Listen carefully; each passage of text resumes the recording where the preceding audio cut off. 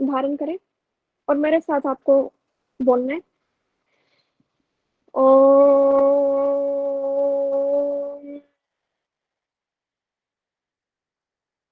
ओम।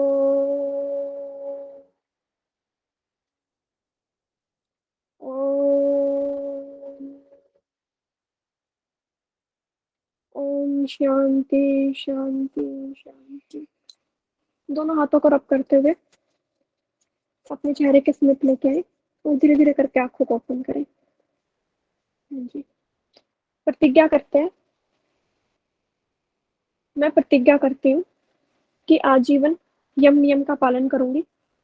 मैं प्रतिज्ञा करती हूँ कि आजीवन यम नियम का पालन करूंगी। मैं प्रतिज्ञा करती हूँ कि इस वर्ष yoga net JRF paper clear करूंगी। मैं प्रतिज्ञा करती हूँ कि इस वर्ष yoga net JRF paper clear करूंगी। मैं प्रतिज्ञा करती हूँ कि विश्व में योग का पताका फहराऊंगी। मैं प्रतिज्ञा करती हूँ कि विश्व में योग का पताका फहराऊंगी। ओम शांति। हाँ जी। हाँ जी। आप सभी को मेरी स्क्रीन दिखाई दे रही है? वीडियो आवाज सब क्लियर है? जी मैम, पूरा क्लियर है। चलो। चलो अभी मेरे को फटाफट मैसेज करके बताओ आप सब कैसे हो? फर्स्ट क्लास, सब बढ़िया?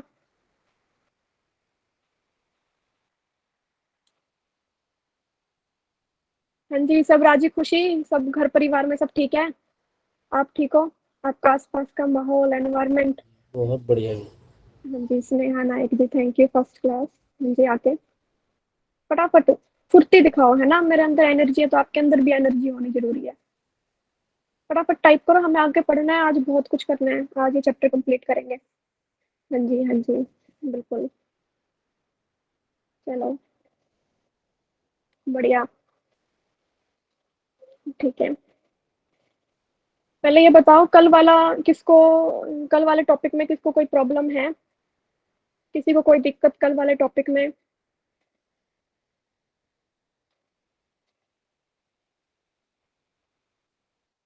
ठीक है, चलो फिर मैं बोलती हूँ।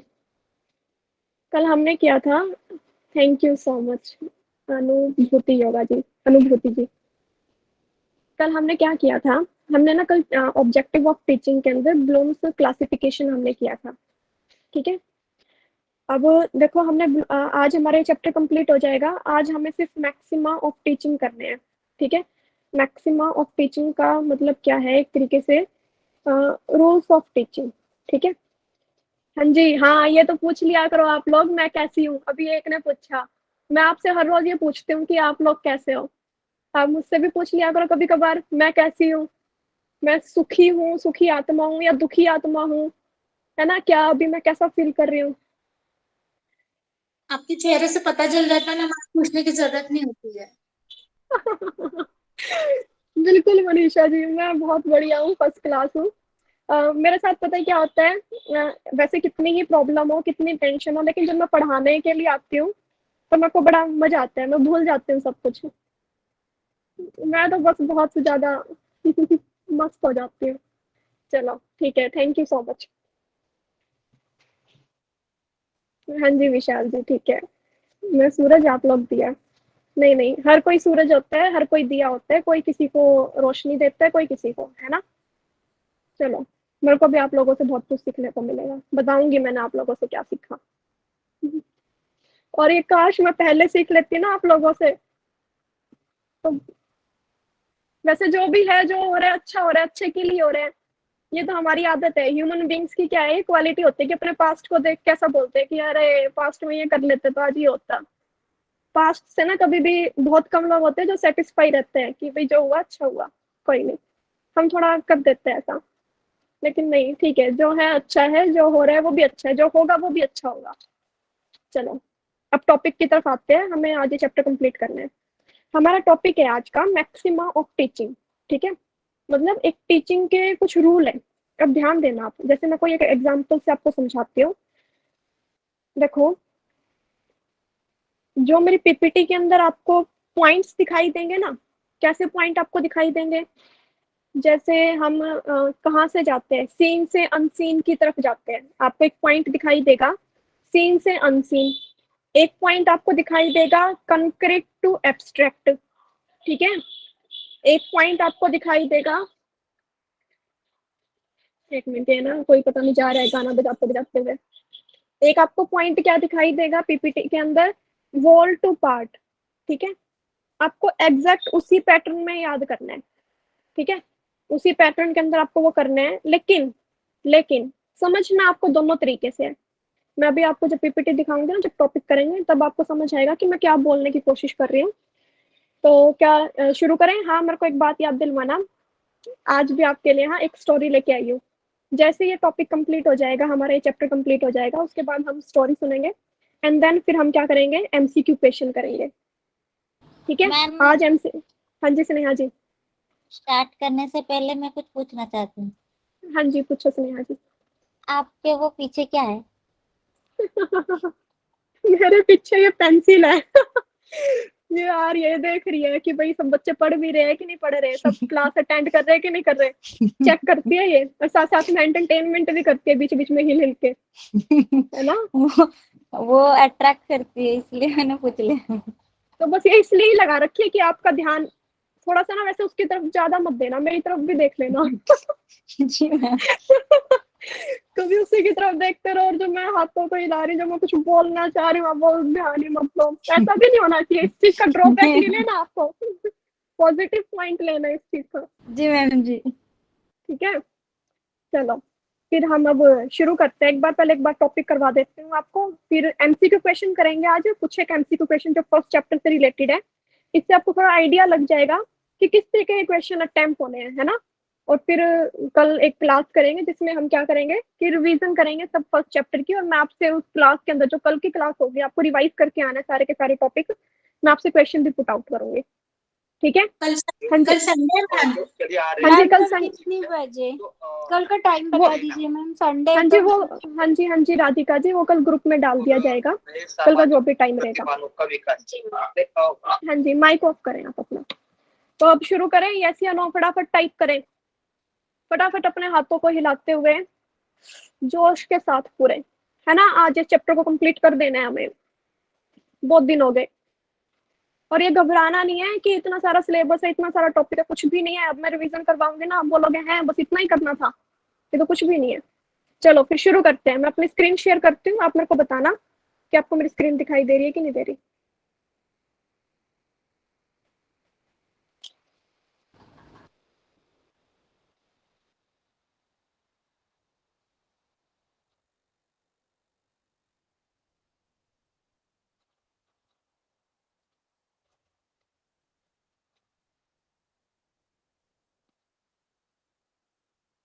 हाँ जी, आप लोगों को स्क्रीन दिखाई दे रही है?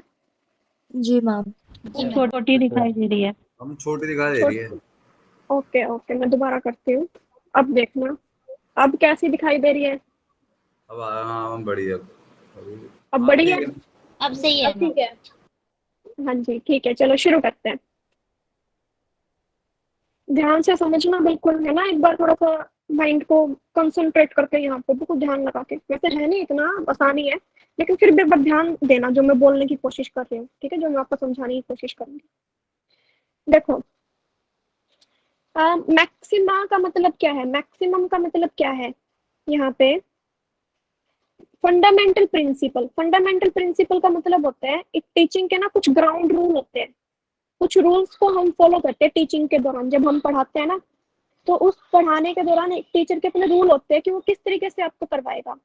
अब आपको अपने एग्जाम के पॉइंट से तो आपको हमेशा ये याद रखना है कि आप कहाँ से कहाँ पे जाओगे, कहाँ से कहाँ पे जाओगे, सिंपल से कॉम्प्लेक्स पे जाओगे, नॉन से अननोन पे जाओगे, सीन से अनसीन पे, कंक्रीट टू एब्स्ट्रैक्ट पे जाओगे। इसी पैटर्न में आपको याद रखना है। लेकिन मैं भी आपको बताती हूँ, तो टीचिंग के अपने खुद के क्या होते हैं, मैक्सिमा होते हैं, ठीक है, अपने खुद के मैक्सिमम्स होते हैं। तो फर्स्ट हम पढ़ते हैं, मतलब कुछ रूल होते हैं, कुछ प्रिंसिपल होते हैं टीचिंग टीचिंग प्रोसेस के, ठीक है। तो सबसे पहले वाला क्या है, सिंपल टू कॉम्प्लेक्स। देखो, बेसिक क्या है, हम क्या करते हैं पढ़ाते टाइम कि आपको पहले ना कुछ छोटे छोटे सिंपल सिंपल चीजें दिखाई जाएंगी, ठीक है, सिंपल चीजों को समझाया जाएगा। सिंपल चीजों को समझाने के बाद जैसे कोई डे टू डे लाइफ का एग्जांपल दे दिया, है ना, कि अपनी लाइफ में ऐसा होता है, ये एग्जाम्पल आपने देखा है, ऐसा कुछ ना कुछ ऐसा एग्जाम्पल दिया और उस एग्जाम्पल को लेके फिर आपको बताया कि अरे इस पूरे एग्जाम्पल से ये चीज निकल के आई है। मतलब एक सिंपल चीज से आप बहुत कॉम्प्लेक्स चीज पे जाते हो। जैसे फॉर एग्जाम्पल, कॉम्प्लेक्स का मतलब ये नहीं कि बहुत टफ होगा, वो कॉम्प्लेक्स का मतलब यहाँ पे ये है कि सिंपल से ज्यादा टफ होगा। ठीक है, अब देखो सिंपल चीज तो ये है कि भाई मैंने बताया 2+4 क्या होगा 6। ठीक है, फिर आपने नोटिस किया कि 4+6 क्या होगा 10। अब मैंने आपको सिंपल सिंपल एग्जांपल दिए, आप समझ भी गए। हाँ, लेकिन अब यहाँ पे क्या कंक्लूजन निकाला आपने, ये देखा कि भाई 2+4 ये भी इवन नंबर है, ये भी इवन नंबर है, इनका सम क्या आया इवन, ये भी इवन है, ये भी इवन है, इनका सम क्या आया इवन। तो आपके लिए कॉम्प्लेक्स चीज अब क्या बने कि sum of the even number, even number को अगर तुम ऐड करोगे तो रिजल्ट भी तुम्हारा क्या आएगा, इवन नंबर आएगा। एक तरीके से आपने सिंपल चीजों से शुरू किया, कोई छोटे छोटे एग्जाम्पल मैंने आपको दिए और छोटे छोटे एग्जाम्पल से मैंने आपको कोई बहुत बड़ी बात समझाती। जैसे वही करते हैं ना हम अपने पेपर 1 के अंदर।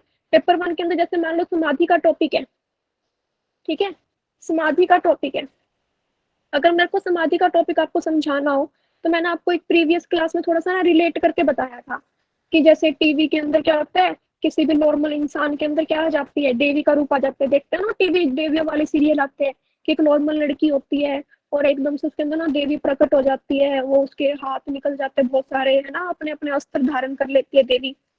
तो सिंपल चीजें, छोटे छोटे एग्जाम्पल दिए, कुछ चीजें आपको रिलेट करी, उससे आपने बड़ी कॉम्प्लेक्स चीज को समझ लिया। तो ये रूल होता है कि भाई टीचर क्या करता है, सिंपल से कॉम्प्लेक्स पे जाते हैं। लेकिन अब अगर मैं काम करवा रही हूँ, ये बेसिक रूल है कि आपको पेपर में सिंपल टू कॉम्प्लेक्स ही लिखना है। लेकिन मैं कई बार क्या करती हूँ, जो मैं करती हूँ, एक ना जैसे डेफिनेशन है, बहुत टफ डेफिनेशन है, जो बच्चे फिजिक्स केमिस्ट्री से होंगे या जो भी साइड के होंगे, कॉमर्स आर्ट्स, कहीं ना कहीं कोई डेफिनेशन आई होगी ना जो बहुत टफ होगी, है ना। तो मैं कई बार क्या करती हूँ कि वो टफ डेफिनेशन एक बार रीड कर दी मैंने, पढ़ा दी, फिर मैं उसको ना सिंपल सिंपल पार्ट्स में ब्रेक करती हूँ। तो मतलब ये टीचर पे भी डिपेंड करता है आजकल कि वो पहले कोई कॉम्प्लेक्स चीज को आपको एक बार बता दे कि ऐसा कुछ है, अभी आपको समझना नहीं है, सिर्फ मैंने उसका नाम बताया है, ये है। और फिर मैं आपको कोई छोटे छोटे चीजें देके एग्जाम्पल दिया, फिर मैं आपको बोलती हूँ कि अब बताओ, अब आपको ये चीज समझ आई कि नहीं आई। तो टीचर पे डिपेंड करता है कि वो सिंपल से कॉम्प्लेक्स पे जाए या कॉम्प्लेक्स से सिंपल पे। लेकिन जो आपके सिलेबस में जो मैक्सिमम जो एग्जैक्ट रूल है, ये तो मैंने अपनी तरफ से कर दिया कि मैं पहले ये मेरा स्टाइल है टीचिंग का कि शायद मैं आपको पहले कॉम्प्लेक्स बताऊंगी फिर मैं आपको सिंपल पे लेके जाऊंगी। लेकिन फंडामेंटल प्रिंसिपल क्या है कि हम हमेशा कहाँ पे जाते हैं, सिंपल से कॉम्प्लेक्स की तरफ जाते हैं। मेरा सिर्फ यही कहने का मतलब है कि टीचर पे डिपेंड कर, टीचर अपना भी कुछ कर सकता है, लेकिन ये फंडामेंटल है, ये हर जगह लागू होंगे कि सिंपल से कॉम्प्लेक्स, पेपर में सिंपल से कॉम्प्लेक्स करना है, कॉम्प्लेक्स से सिंपल नहीं करना। नेक्स्ट जैसे नोन से अननोन, भाई क्या हुआ, जैसे आपको ना मैंने ना आपको 2-3 गायें दिखाई कि ये भी एक गाय है, ये भी एक गाय है ना, ये भी एक गाय है। गाय के मैंने बेसिकली बता दिया कि 2 सींग है, ठीक है, सॉरी।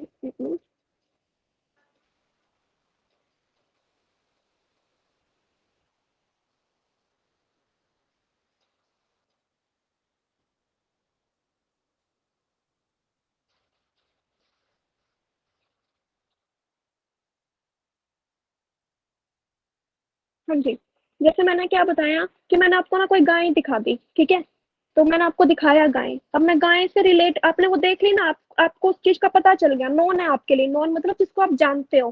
फिर मैंने उससे रिलेट करके बताया कि एक नील गाय होती है, ठीक है। तो मैंने अननोन चीज जो आपने नहीं देखी है, मैं उससे रिलेट कर रही हूँ नॉन चीज से।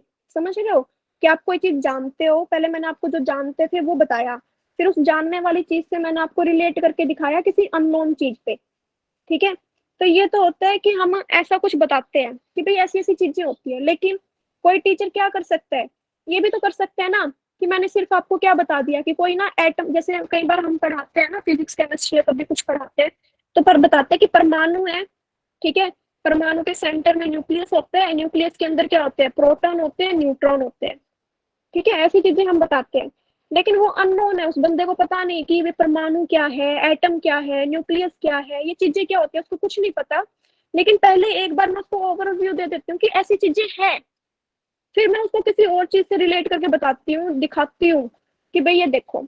तो टीचर पे भी डिपेंड करता है कि वो कहाँ से कहाँ जाता है, नोन से अननोन पे जाएगा या अननोन से नोन पे जाएगा, वो टीचर की अपनी पर्सनैलिटी है। लेकिन जो basic basic sense, fundamental principle क्या बोलते हैं कि आपको हमेशा पहले कोई चीज ऐसी दिखाओ, ऐसी चीज से लिंक करो कि जो वो बंदा जानता हो, फिर उसको जो चीज नहीं जानता उससे रिलेट करके बताओ। ठीक है। नेक्स्ट क्या है, सीन टू अनसीन। ये भी सेम वही बात होगी, है ना, कि पहले आप किसी को कोई ऑब्जेक्ट दिखाते हो, है ना, जैसे पहले क्या करते हो, बच्चों को, छोटे बच्चों को क्या किया जाता है, उनके ना बुक्स के अंदर क्या होता है, जैसे एलिफेंट है तो एलिफेंट की क्या होगी, वहां पे पिक्चर होगी ना। ठीक है। तो पहले हम किसी चीज को दिखाते हैं कि ऐसी चीज हमारे यहाँ पे है, फिर हम कहाँ पे जाएंगे, अनसीन पे जाएंगे।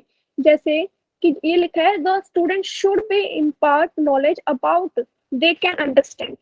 पहले हम किसी चीज को ऐसी, पहले हम क्या बताएंगे कि पास्ट में हम ये बताएंगे कि आपने ये ऐसे येलो कलर का आम देखा है, मैंगो येलो कलर का है। ठीक है। आपने ये चीज देखी होगी, है ना, सीन है। फिर उससे मैं अनसीन की तरफ लेके जाऊंगी कि आम का ना एक ये कलर भी होता है, इस वैरायटी के भी होते हैं, ये भी होता है। ठीक है। नेक्स्ट है आपका कंक्रीट से हम कहाँ पे जाते हैं, एब्स्ट्रैक्ट। कंक्रीट होता है कि जो एग्जिस्ट करता है, ठीक है, जो चीजें हैं। एब्स्ट्रैक्ट होते हैं जिनकी कल्पना की जाती है। ठीक है। अब देखो, जैसे आपने वो देखी थी, हाँ, ये मूवी आती है एक, क्या नाम है उस मूवी का, जिसमें जादू होता है, जादू, क्या नाम है, कोई एक बताएगा। वही मिल गया। क्रीस। हाँ हाँ हाँ, हाँ हाँ, कोई मिल गया। ठीक है। वो एक कल्पना थी, है ना भाई, उन्होंने मूवी के अंदर क्या किया, अपनी एक इमेजिनेशन को यूज किया और इमेजिनेशन को क्या बना दिया, एक मूवी का, मूवी बना दी उन्होंने कि भाई ऐसी भी कोई चीज होती है, ऐसा कोई एलियन टाइप का कुछ होता है। तो वो कल्पना थी, उसको हम बोलते हैं कल्पना। अब क्या करते हैं टीचर कि आपको कुछ पहले सिंपल चीजें दिखाएगा। ठीक है। कि भाई देखो, ये वो वही बात है, पहले आपको कोई रियल ऑब्जेक्ट दिखाएगा और फिर रियल ऑब्जेक्ट से आपको कल्पना करवाई जाएगी कि ऐसा कुछ होता है। अब एक बात बताओ, हम पहले ना एक एक्सपेरिमेंट करते थे, आप बच्चे बचपन में ऐसा करते थे ना, कि हाथ के अंदर आपने एक क्या किया, धागे के ऊपर पत्थर बांध लिया। ठीक है। और वो पत्थर बांधते हुए आप ऐसे उसको गोल गोल हिला रहे हो, है ना, गोल गोल घुमा रहे हो। जब आप उसको गोल गोल घुमा रहे हो और फिर एकदम से आप उसको छोड़ रहे हो, तो बाहर की तरफ चला जाता है, कहीं भी जाके दूर जाके क्या हो जाएगा, गिर जाएगा। तो पहले टीचर आपको ये बताते हैं कि ऐसा होता है जब कोई चीज सर्कल के अंदर रोटेट करती है ना, और अगर आप उसको किसी भी एक पॉइंट पे छोड़ देते हो, तो वो क्या होती है, बाहर की तरफ क्या हो जाती है, आउटवर्ड क्या हो जाती है, निकल जाती है। ऐसे ही कुछ हमारे प्लैनेट्स के साथ भी होता है। तो मतलब कहने का मतलब ये क्या है कि प्लैनेट्स हमने, अभी तो मानते हो कि टेक्नोलॉजी ऐसी है कि हम सब चीजें देख सकते हैं, है ना, लेकिन फिर भी समझाने का, कहने का मतलब सिर्फ इतना है कि कोई बेसिक, कोई रियल चीज होगी आपको, उससे आपको किसी कल्पना की तरफ लेके जाया जाएगा कि कुछ ऐसा है, और फिर आपको क्या किया, कल्पना की तरफ लेके गए। ठीक है। अब इस चीज को और कैसे समझ सकते हैं हम, they become familiar with and define the micro word. देखो, जैसे अभी एक बात बताओ, हम ना फर्स्ट पेपर के अंदर ऐसी बहुत सारी चीजें पढ़ते हैं कि भाई हमारा मन भी होता है ना, हमारा आत्मा भी होती है, सूक्ष्म शरीर होता है ना, Concrete to abstract. हाँ जी, Concrete to abstract. When you were saying that, मुझे एक अच्छा एग्जाम्पल मतलब रिलेट करने को मिला, जो हमारे हाँ घेरन जी, समता क्लास में बताया था मयंक सर हाँ ने। जी, हाँ जी, उन्होंने अच्छा जो जी, ध्यान बता रहे थे, तो ध्यान में वी हैव स्थूल, ज्योति एंड सूक्ष्म। इन हाँ जी, स्थूल बिल्कुल, ध्यान, अंडरस्टैंडिंग ध्यान was very difficult because nobody has the experience of actual ध्यान में क्या होता है। वो शायद किसी को एक्सपीरियंस हाँ, है इस ग्रुप में। तो ध्यान को समझाने के लिए जब श्लोक से गए थे, तो they started with an imagination of, मतलब ध्यान, स्थूल ध्यान में इमेजिन एन आइलैंड, आइलैंड को बिल्कुल इमेजिन बिल्कुल, करो। फिर आइलैंड तो सबको पता है, मतलब चारों तरफ हम्म, पानी से घिरा हुआ है। देन उसमें हम्म, अगर जाएंगे तो मणि और रत्न से भरा हुआ है। देन बिल्कुल, उसमें और अंदर जाएंगे तो नीम के पेड़ हैं जो फूलों से भरे हुए हैं। देन उसके और अंदर जाएंगे तो there are various flowers which have very pleasant and nice smell, like चमेली, all that, lotus and all that, all बिल्कुल these बिल्कुल, things we are हाँ जी, familiar अच्छा जी, with. So these things have been used very nicely because we are very familiar with these objects, and बिल्कुल बिल्कुल eventually they bring us to a point where they say you have to visualize all these things in the center of your heart. बिल्कुल Yeah. यही So यही they चीजें बताने brought की us कोशिश from a करते हैं। very concrete space where we know all these objects to a very abstract space. ध्यान क्या होता है, यहाँ से शुरू किया है, मतलब जो हम लोग सब चीज को जानते हैं वहां से शुरू करके ध्यान के बारे में बताया है. That is concrete to abstract.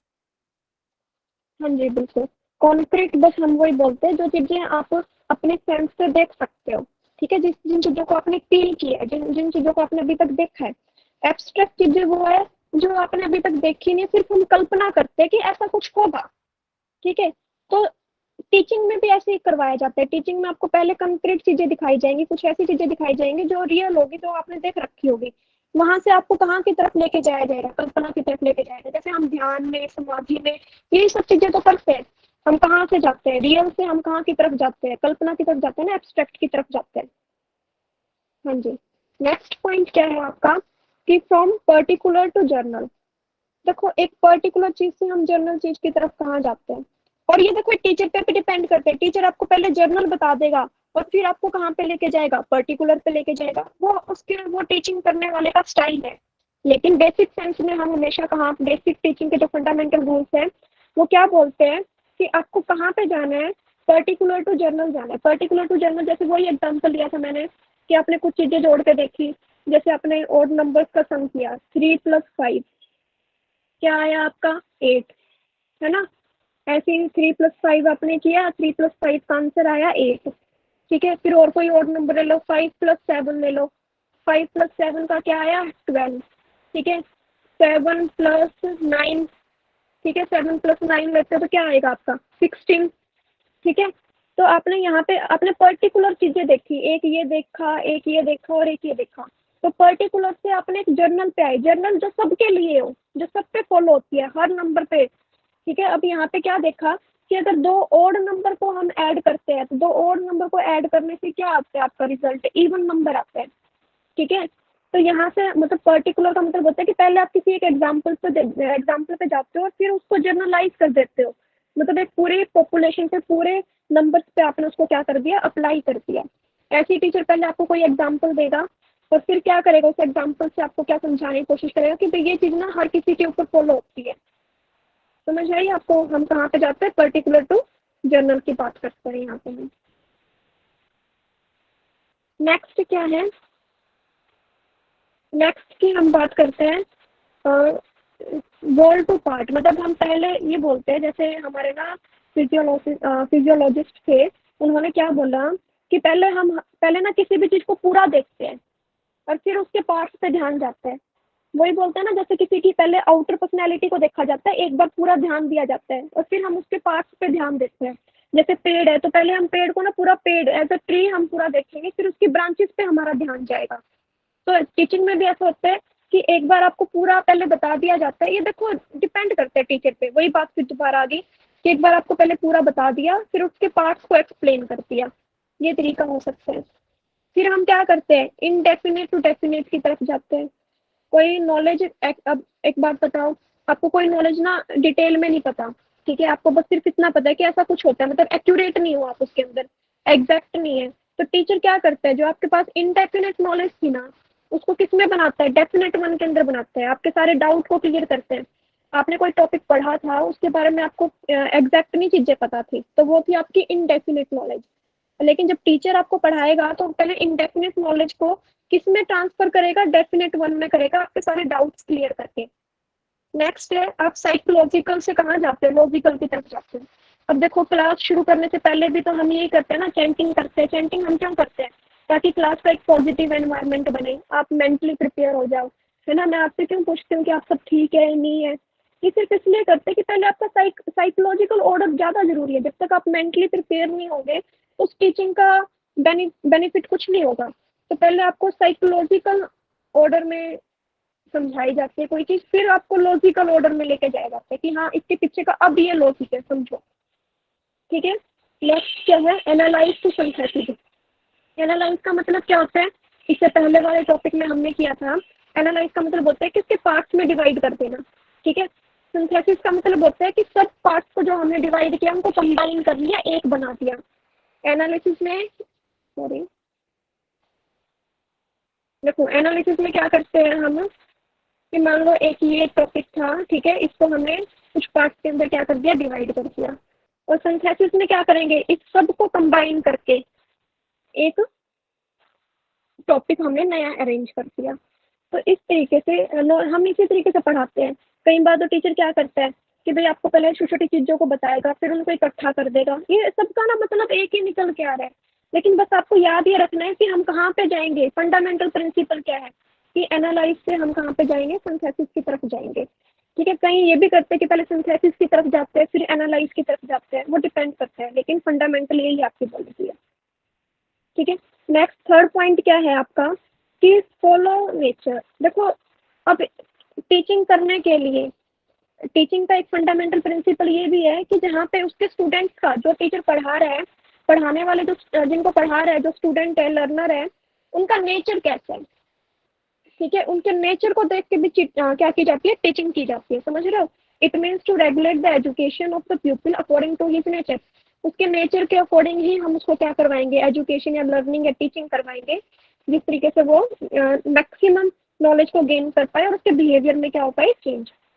Next point क्या है आपका कि ट्रेनिंग ऑफ सेंस। ये तो हम हर किसी को पता है कि जितनी ज़्यादा आपकी सेंसेस इन्वॉल्व होंगी, सेंसेस का मतलब क्या है, आपके जैसे देखना, सुनना, है ना, टेस्ट, स्मेल, टच, जितने भी नॉलेज, जहाँ से भी आप नॉलेज गेन करते हो, ठीक है, जो गेटवे है आपके नॉलेज के, जो नॉलेज का रास्ता प्रोवाइड करवाते हैं आपको, ठीक है। जितने ज़्यादा ये सेंस आपके यूज होंगे ना, उतनी ज़्यादा लर्निंग आपकी क्या होगी, अच्छी होगी, ठीक है। अब यहाँ पे आप कितने सेंस यूज कर रहे हो, आप देख रहे हो, ठीक है, सुन रहे हो, टेस्ट नहीं कर रहे, स्मेल नहीं कर रहे, टच नहीं कर रहे, यहाँ पे आपकी दो सेंस का यूज हो रहा है, ठीक है। तो और अगर आपको कोई स्मेल करवा दिया जाए, टेस्ट करवाए, आपको टच करवाए, तो वो नॉलेज और ज़्यादा अच्छी हो जाती है, वो और ज़्यादा लंबे टाइम तक रहेगी। तो ट्रेनिंग में टीचर क्या करता है, टीचर यही ट्राई करता है कि आप मैक्सिमम सेंसेस को क्या करो, यूज करो, ठीक है। नेक्स्ट क्या है आपका point, encouragement of the self study.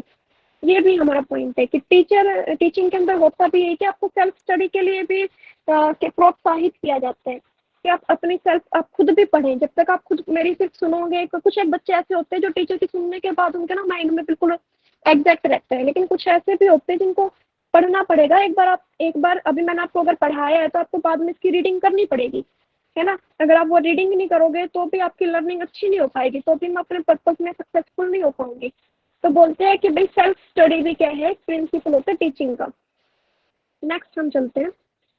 हाँ जी, ये टॉपिक तो हमारा यहाँ पे मतलब ओवरऑल कहने का मतलब क्या है कि ये कुछ रूल्स है, ये कोई फंडामेंटल प्रिंसिपल्स है जो टीचिंग के दौरान एक टीचर फॉलो करता है। ये फॉलो किए जाते हैं, लेकिन वो टीचर पे डिपेंड करता है कि कई बार वो जनरल से पर्टिकुलर पे भी जा सकता है, डेफिनेट से इनडेफिनेट पे भी जा सकता है। वो उसका अपना नेचर है कि वो आपको किस तरीके से सिखा रहे हैं, लेकिन फंडामेंटल यही चीजें है। एग्जैक्ट सिलेबस में पेपर में आपको इसी तरीके से करना है कि पहले आप पूरे इनडेफिनेट से डेफिनेट की तरफ ही जाओगे। उसके बाद नेक्स्ट लास्ट टॉपिक क्या है इस चैप्टर का, the basic requirement of teaching. Teaching की बेसिक रिक्वायरमेंट क्या होती है, टीचर होता है, टीचर नहीं होगा तो टीचिंग कैसे होगी, सिखाने वाला नहीं होगा तो सीखेगा कैसे। सीखने वाला भी होना चाहिए आपके पास, लर्नर भी होना चाहिए, कोई टॉपिक भी होना चाहिए जो टॉपिक आपको सिखाना है, ठीक है। और उसके लिए एनवायरनमेंट भी बहुत जरूरी फैक्टर है, ठीक है। आपको एनवायरनमेंट, अगर आपके पास ऐसा एनवायरनमेंट नहीं होगा तो भी आपकी लर्निंग पॉसिबल नहीं है, ठीक है। जैसे इस चीज से समझ लो कि अब मान लो आपने ना, एक टीचर ने आपको ये बता दिया कि भाई कोई एमबीबीएस की तैयारी कर रहा है कोई बच्चा, ठीक है, पढ़ रहा है। तो वहाँ पे जो टीचर्स थे उन्होंने लर्नर को बता दिया कि ये टॉपिक है, इसकी स्टडी करवा दी, टॉपिक भी होगा, पढ़ा भी दिया। लेकिन जब तक लर्नर को लेबोरेटरी नहीं मिलेगी, लैब नहीं मिलेगी, जब तक वो खुद करके नहीं देखेगा, एनवायरनमेंट का मतलब है जब तक उसको अपने आप को अप्लाई करने का मौका नहीं मिलेगा, अपनी नॉलेज को कहीं अप्लाई करने का मौका नहीं मिलेगा, तब तक भी उसकी लर्निंग पॉसिबल नहीं है ना। तो एनवायरनमेंट का भी बहुत इंपॉर्टेंट फैक्टर है। अब मैं कुछ काम आपको देती हूँ, द टीचर, ये बहुत बेसिक चीजें हैं यहाँ पे, आपको खुद पढ़ना है, आप पढ़ोगे आपको बिल्कुल समझ आ जाएगा, कुछ भी मुश्किल नहीं है इसके अंदर। नेक्स्ट आपका लर्नर। लर्नर आप खुद दो, आपको पता होगा कि लर्नर के अंदर क्या क्या चीजें होती है। बस सिंपल बेसिक बातें लिखी हुई है कि लर्नर डिपेंडेंट होता है, मैम फिर इमेच्योर से होता वो है। टीचर की स्लाइड दिखाएंगे? हाँ जी, टीचर की स्लाइड ये रही, मैंने पीडीएफ डाल रखी है ग्रुप के अंदर, आप वहां से पढ़ना।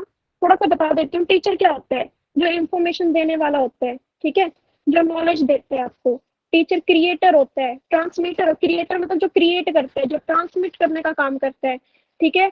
जो लर्नर के उसको फिजिकली, मेंटली, इमोशनली, उसका सोशल डेवलपमेंट, चारों तरीके का डेवलपमेंट करता है, ठीक है। टीचर एक मेन क्या है, व्हीकल है। अगर टीचर ना होगा तो लर्निंग भी नहीं पॉसिबल है आपकी, ठीक है।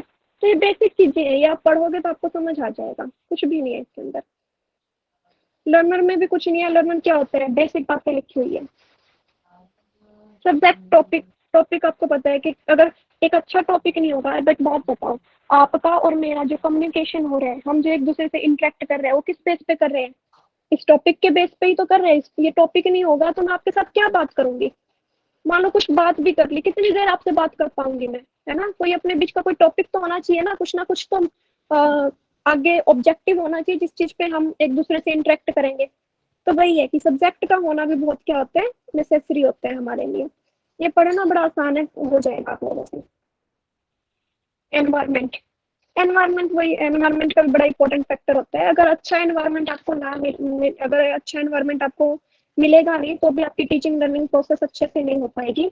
The teacher as a create such environment. Teacher एक ऐसा एनवायरमेंट, अगर मान लो मैं सिर्फ क्या करूं, मैं आऊं और आपको सिर्फ बोलती जाऊं, ठीक है। आपके साथ कोई डिस्कशन ना करूं, आपसे कुछ पूछो ही नहीं कि आपको कितना समझ आया नहीं आया, आपकी प्रॉब्लम्स ना लूं, तो क्या आपको एनवायरमेंट मिल पाएगा। ये एनवायरमेंट ही तो दे रही हूँ मैं आपको, जो हम स्टार्टिंग में इंटरेक्शन करते हैं, बीच में करते हैं, लास्ट में करते हैं। ये सिर्फ क्या है, ये एनवायरमेंट प्रोवाइड करवा रही हूँ। एनवायरमेंट का मतलब सिर्फ इतना नहीं है कि पेड़ पौधे आसपास पड़ोस हो। नहीं, एनवायरनमेंट का मतलब है कि जिस चीज से आप पढ़ रहे हो, जिस टॉपिक से आप रिलेट कर रहे हो, क्या उस टॉपिक से रिलेटेड लोग आपके आसपास हैं, उस टॉपिक से रिलेटेड सिचुएशंस हैं आपके आसपास, तो वो होता है एनवायरनमेंट। तो ये टीचर मैम का एक काम तरीके होता है। से हाँ जी। ये भी हो जाएगा ना, जो माहौल होता है, जैसे कि हाँ, हर कोई बच्चा वो चीज पढ़ने आ रहा है तो एक माहौल बना रहता है। बिल्कुल बिल्कुल, माहौल ये भी बहुत, मतलब सब ये चीज एनवायरनमेंट ही है। तो आप इसको पढ़ोगे तो बिल्कुल अच्छे से समझ आ जाएगा आपको। और जो ना समझ आए तो कल हम क्लास लेंगे, फिर भी अगर कुछ चीजें इसमें नहीं समझ आती है तो मैं आपको कल समझा देती हूँ, ठीक है। ये इतना हमने इस चैप्टर को इतना डिटेल में स्टडी कर लिया कि अब इसके ये आपको समझाने की मेरे को लगता नहीं कि मेरे को कोई रिक्वायरमेंट, आप खुद ही समझ जाओगे। और फिर भी शर्म नहीं करनी आपको, बिल्कुल भी ऐसा नहीं फील करना कि भाई मैडम ने बोल दिया कि तुम खुद समझ जाओगे, और कोई लाइन आपको समझ नहीं आई तो आप मुझसे तभी तुरंत कल पूछना है आपको कि मैडम हमें ये चीज समझ नहीं आई, आप इसका मतलब बताओ क्या है, ठीक है। तो एक बार रिवाइज कर लेते हैं फटाफट कि क्या थे हमारे मैक्सिमा ऑफ टीचिंग, क्या थे, सिंपल से कॉम्प्लेक्स की तरफ जाते हैं। नोन से हम कहाँ की तरफ जाते हैं, अननोन की तरफ जाते हैं। सीन से अनसीन की तरफ जाते हैं। कंक्रीट से एब्स्ट्रैक्ट। ये तो चलो मैं ऐसे पढ़ ही रही हूँ, आप समझ ही गए होंगे। एक बार आप खुद पढ़ के देखना, और देन आपको जो चीज ना समझ आए तो मुझसे कल पूछना। अभी हमें ना मैडम एमसीक्यू क्वेश्चन करने हैं। हाँ जी बोलो। मैडम 7th नंबर का टॉपिक बताइए ना। 7th नंबर का टॉपिक, ओके। यहाँ पे इनडेफिनेट टू डेफिनेट, हाँ यही बोल रहे हो ना आप। हाँ मैडम। देखो, अब एक बात बताओ, जैसे अब यही तो था। अगर मान लो मैं आपसे कोई टॉपिक पूछ लेती हूँ, मान लो जो अभी मैंने करवा दिया उतना तो ठीक है, लेकिन जो मैंने नहीं करवाया, लाइक मैं आपसे रिसर्च के बारे में कुछ पूछ लेती हूँ, तो शायद आपको रिसर्च के बारे में एग्जैक्ट जो मैं पूछना चाह रही हूँ शायद ये आपको पता नहीं होगा, हो सकता है। लेकिन एग्जाम्पल के तौर पे हम देख रहे हैं इस चीज को कि आपको उसके बारे में ना एग्जैक्ट नहीं पता क्या है। इनडेफिनेट नॉलेज है, कंप्लीट नॉलेज नहीं है आपको उसके बारे में कि ये चीज ऐसे होती है। या कोई इंस्ट्रूमेंट लगा लो, आपके पास कोई नया इंस्ट्रूमेंट आया, ठीक है, कोई भी लैब का, लेबोरेटरी का कोई भी सामान है, या कुछ भी नई चीजें आई सिखा चलने के लिए, आप घर में कोई अप्लायंसेस लेके आते हो, कुछ भी लेके आते हो, तो आपको इतना तो पता है कि भाई हाँ ये वॉशिंग मशीन है, और इसमें इधर से पानी डलेगा, इस इधर से कपड़े धुलेंगे, और यहाँ से हमें निकाल देना है। लेकिन फिर भी आपको इंटेक्ट, अब आपको ये नहीं पता कि इसको कितने टाइम तक रोटेट करना है, कितने चक्कर देने हैं, कौन से वाला, बहुत सारे बटन है, इन बटनों का काम क्या है। तो मतलब आपको नॉलेज है लेकिन वो नॉलेज प्रॉपर नहीं है, इनडेफिनेट नॉलेज है। तो टीचर क्या करता है, अब वहां पे कोई आएगा आपको सिखाने के लिए, आपको कोई ना कोई बताएगा, जहां से या तो आपने लिया वो बताएगा, या घर में किसी और को पता होगा तो वो आपको बताएगा कि ये ऐसे करते हैं, ठीक है। तो जो आपको इनडेफिनेट नॉलेज थी वो आपको एग्जैक्ट एक्यूरेट डेफिनेट वन के अंदर क्या करेगा, कन्वर्ट करेगा आपके सारे डाउट्स को क्लियर करके। समझ आई आपको बात? यस मैडम, हाँ जी, थैंक यू। चलो फिर स्टोरी पे आते हैं। मैम एक हाँ जी बार पूछो। दस सब्जेक्ट वाला स्लाइड दिखा दीजिए। क्या करना है? एनालिसिस टू सिंथेसिस, इसका कोई एग्जांपल देके बता दीजिए प्लीज। हाँ जी देखो, चलो ठीक है मैं आपको बताती हूँ। अब आपका यूजीसी नेट का सिलेबस है, ठीक है। आप यूजीसी नेट पेपर 1 पेपर 2 का अपने सिलेबस डाउनलोड कर रखे हैं। तो टीचर आपको क्या करवाता है, पहले किसी भी सिलेबस को कैसे समझाता है? आपको फर्स्ट यूनिट पहले ये तो नहीं बोलता कि 10 की 10 यूनिट कर लो, नहीं करता ना। आपको पहले फर्स्ट यूनिट का बताते हैं कि फर्स्ट यूनिट के अंदर ये टॉपिक्स है और आपको ऐसे ऐसे करने हैं। फिर आपको सेकंड यूनिट के बारे में बताते हैं, फिर थर्ड यूनिट, ऐसे कर करके ना वो आपको 10 के 10 यूनिट के बारे में बताते हैं। एनालाइज का मतलब ये होता है कि किसी एक टॉपिक को उसके पार्ट्स में ब्रेक कर देना, पार्ट्स के अंदर डिवाइड कर देना। ऐसे ही पूरे यूजीसी नेट का क्या था, पूरा सिलेबस था, लेकिन टीचर ने क्या किया, आपको उस सिलेबस को समझाने के लिए डिवाइड किया उसको कि भाई फर्स्ट यूनिट ये। अब यूजीसी नेट ने भी तो यही किया, यूनिट वाइज कर दिया, तो आपके लिए कितना आसान हो गया अब उस सिलेबस को समझना, है ना। तो हम ऐसे ही करते हैं कि पहले हमने क्या किया, टॉपिक्स को डिवाइड किया, छोटे छोटे पार्ट्स में हमने कन्वर्ट किया, और फिर उसको एक ओवरऑल क्या कर दिया, मर्ज कर दिया कि भाई अब ये आपका ओवरऑल क्या है सिलेबस। ऐसे यूजीसी नेट ने पहले एक पेपर टीचिंग उन्होंने सोचा कि भाई हाँ पोस्ट ग्रेजुएशन के बच्चे हैं, इनको आगे जाने प्रोफेसर बनना है, तो उनको टीचिंग के बारे में पता होना चाहिए, उनको रिसर्च के बारे में भी पता होना चाहिए, ठीक है, उनको कम्युनिकेशन के बारे में भी पता होना चाहिए, उनको हायर एजुकेशन के बारे में भी पता होना चाहिए, तभी वो एक अच्छी टीचिंग कर पाएंगे। मैथ्स के बारे में भी उनको पता होना चाहिए, रीजनिंग के बारे में भी पता होना चाहिए। तो उन्होंने अलग अलग चीजों को इकट्ठा किया और आपका एक पूरा का पूरा क्या कर दिया, सिलेबस तैयार कर दिया। तो एनालिसिस टू सिंथेसिस हम इसी तरीके से जाते हैं कि पहले कुछ चीजों को बताते हैं कि ये एक ऐसा है, ये एक एग्जांपल है, ये फिर उनको कंबाइन करके एक नई नॉलेज आपको दी जाती है। समझ आया आपको? जी मैम। हाँ जी, कोई और?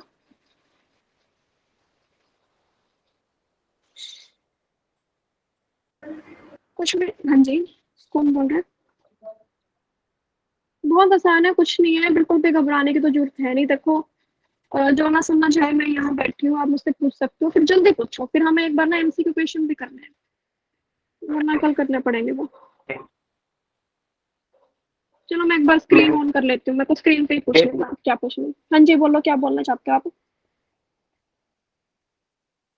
8 नंबर और 10 नंबर एक बार। 8th और 10। देखो 8th नंबर के अंदर क्या बोला है कि यहाँ पे हम कहाँ जाएंगे, साइकोलॉजिकल टू लॉजिकल जाएंगे, ठीक है। पहले आपको कुछ साइकोलॉजिकल चीजें बताई जाती है, फिर उसके पीछे का लॉजिक बताया जाता है। अब देखो साइकोलॉजिकल क्या होता है, जैसे मैं आपको एक मैंने क्लास ली थी, उसमें मैंने आपको क्या बताया था। देखो आपको सिर्फ ये बता दिया कि जब आप क्या करते हो, आसन वगैरह करते हो, तो आपको ना सांसों को, जो आपकी इनहेल और एक्सहेल क्या है, इनहेल आपको डीप करना है, ठीक है, गहराई के साथ लेके जाना है, लेकिन धीरे धीरे लेना है।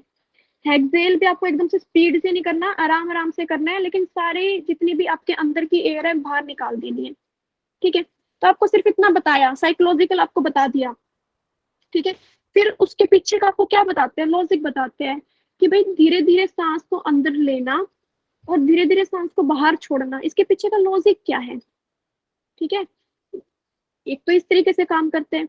दूसरा काम क्या करते हैं कि भाई बस सिर्फ पहले आपको मेंटली प्रिपेयर किया जाता है, या किसी भी टॉपिक, कोई भी टॉपिक पर डिपेंड करता है वो टॉपिक आपका कैसा है, किस टॉपिक को रिलेट करने के लिए पहले क्या बेसिक एग्जांपल देते हैं, उसको मेंटली प्रिपेयर कैसे करते हैं उस टॉपिक के लिए।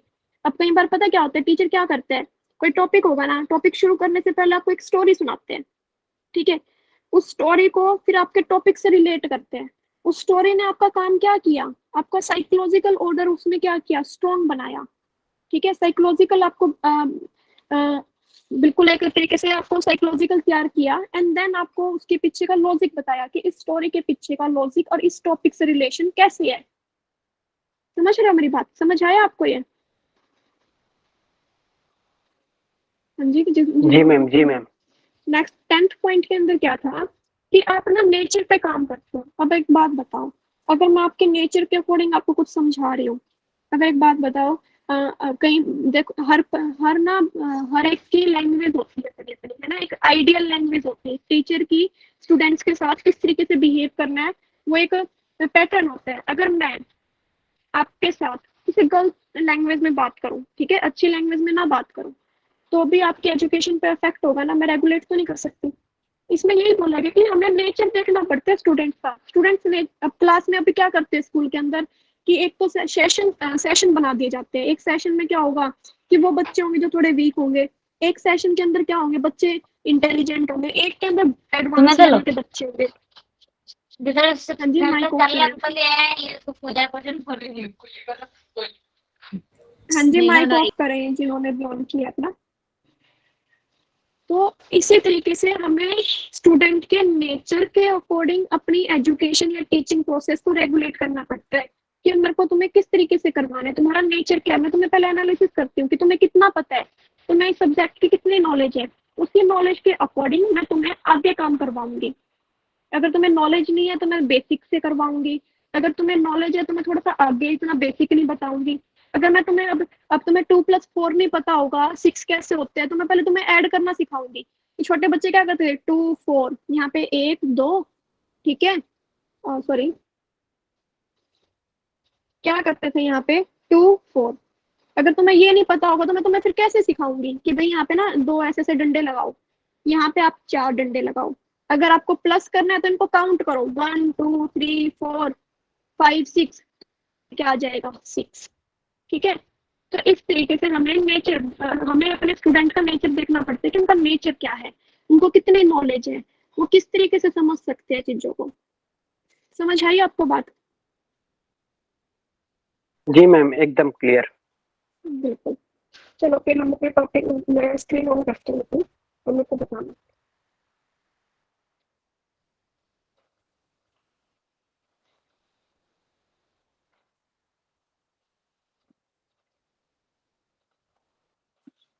हाँ जी, समझ आया आपको अभी तक का टॉपिक? एक बार मैसेज देख लेती हूँ आप लोगों के, किसी ने कुछ किया तो नहीं। हाँ जी, ठीक है, तो मेरे को बताओ समझ आया कि नहीं आया, फटाफट कमेंट बॉक्स में बताओ। हाँ जी, ठीक है रश्मि जी, बिल्कुल। वो आ जाओ गई, चलो ठीक है। अगर मे भी सब कोई बात नहीं, ऐसी कोई प्रॉब्लम नहीं है, अभी आपने शायद मेरा जितना बोला हुआ है वो समझ आ गया। अब आप अगर पीपीटी को पढ़ोगे एक बार यूट्यूब से, जब आप इनको देखोगे, फिर कुछ चीज नहीं समझ आती है तो हम कल वापस मिलेंगे, है ना। फिर मेरे को पूछ लेना, या फिर भी आप मुझसे फोन करके भी पूछ सकते हो कि आपको क्या दिक्कत है, मैं आपको तभी क्लियर कर दूंगी। तो अभी मेरे को आपकी एडवाइस लेनी है। आप मेरे को ये बताओ, हमारे पास 15 मिनट है, और इसके बाद आपकी कोई क्लास है क्या? नहीं है मैम। अच्छा पहले ये बताओ, अभी पहले स्टोरी सुनाओ या पहले एमसीक्यू क्वेश्चन करें, आप क्या चाहते हो? MCQ question. है ना, पहले वो कर लेते हैं, ठीक है। अब देखो मैं आपको कुछ ना एमसीक्यू क्वेश्चन करवाती हूँ, इससे थोड़ा आइडिया आपको लगेगा कि फर्स्ट चैप्टर में से कैसे क्वेश्चन पूछते हैं। क्योंकि अभी आपने देखा होगा ना, फर्स्ट चैप्टर की इतनी सारी वीडियो होगी, इतने सारे टॉपिक, एक चैप्टर के अंदर ही इतने सारे टॉपिक है, तो है ना, थोड़ा ये लगता होगा डर सा कि कैसे क्वेश्चन आएंगे। बहुत आसान क्वेश्चन आते हैं, बिल्कुल बेसिक लेवल के क्वेश्चन आते हैं। थोड़ा कल भी बताऊंगी इस चैप्टर में कि आपको बस क्या करना है, पेपर के पॉइंट से क्या करना है। ये तो डिटेल स्टडी हमने की है, पेपर के पॉइंट से जो जरूरी होगा सिर्फ हम वो करेंगे। अभी एमसीक्यू क्वेश्चन देखते हैं, है ना, देखना एक बार आप सभी, मैं स्क्रीन शेयर करती हूँ मेरी।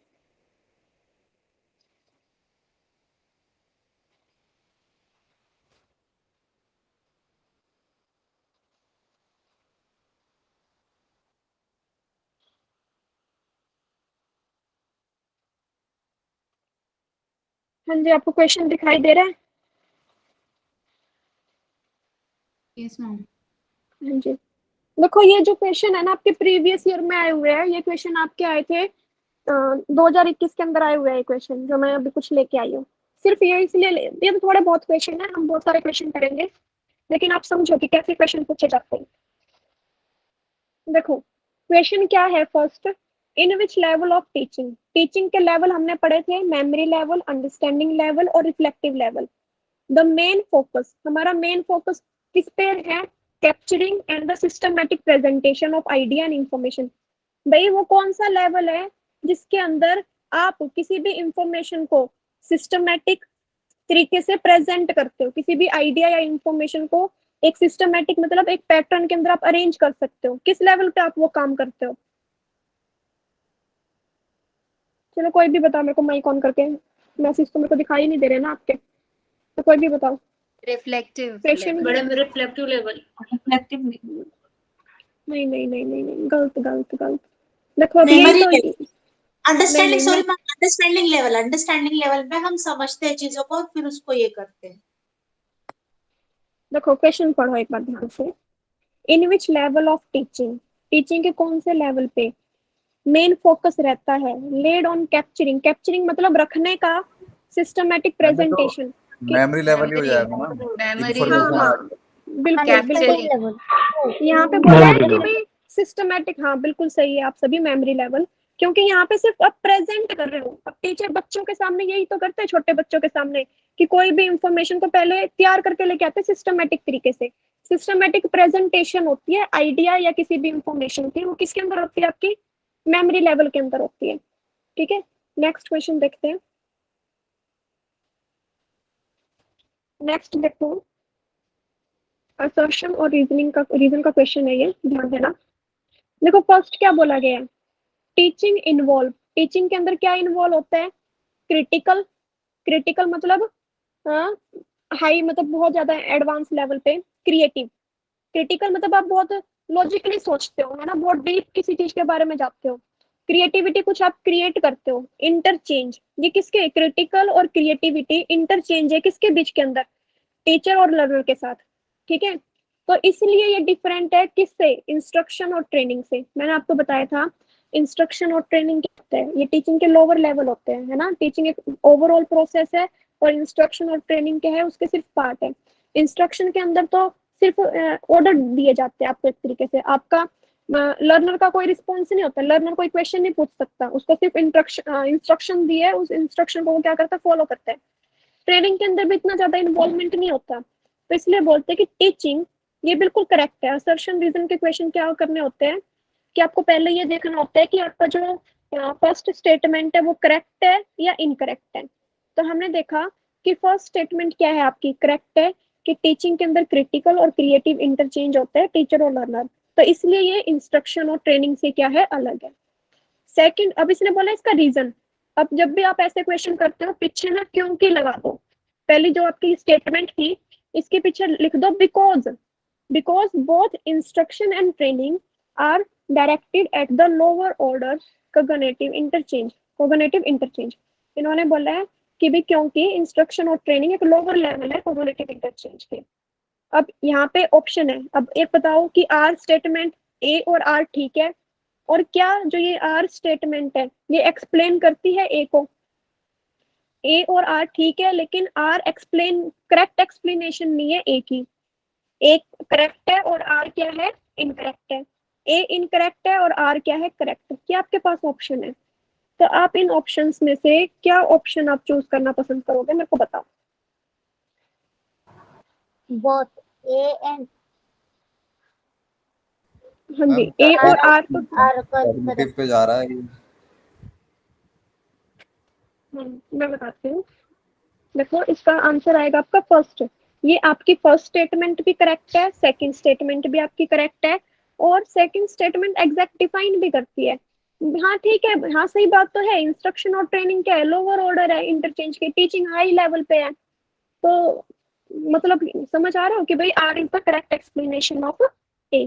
तो मैंने आपको इसलिए इंस्ट्रक्शन और ट्रेनिंग का टॉपिक करवाया क्योंकि यहाँ से भी क्वेश्चन पूछे जाते हैं। ठीक है, अब आपको थोड़ा थोड़ा ये लग रहा हो कि हाँ इंस्ट्रक्शन हमने पढ़ा है, ट्रेनिंग हमने पढ़ा है, टीचिंग हमने पढ़ा है, अब रिलेट कर पा रहे होंगे इन क्वेश्चनों से आप। ठीक है, नेक्स्ट देखते हैं। अब देखो इस क्वेश्चन का आंसर मेरे को कौन देगा, मैं स्टेटमेंट पढ़ती हूँ। In which level of teaching promotion of critical thinking, अब किस लेवल के अंदर क्रिटिकल थिंकिंग को प्रमोट किया जाता है? किस लेवल पे क्रिटिकल थर्ड ही थिंकिंग होगा को रिफ्लेक्टिव लेवल पे।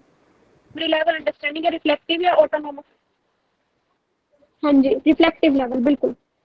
रिफ्लेक्टिव लेवल के अंदर आपको क्रिटिकल थिंकिंग मतलब आप बहुत डीप सोच सकते हो कि भाई ये चीज ऐसे क्यों है, इसके पीछे का रीजन क्या है, ठीक है। और फिर आप अपने लिए कुछ नई अचीवमेंट, नई इनोवेशन कर सकते हो, है ना।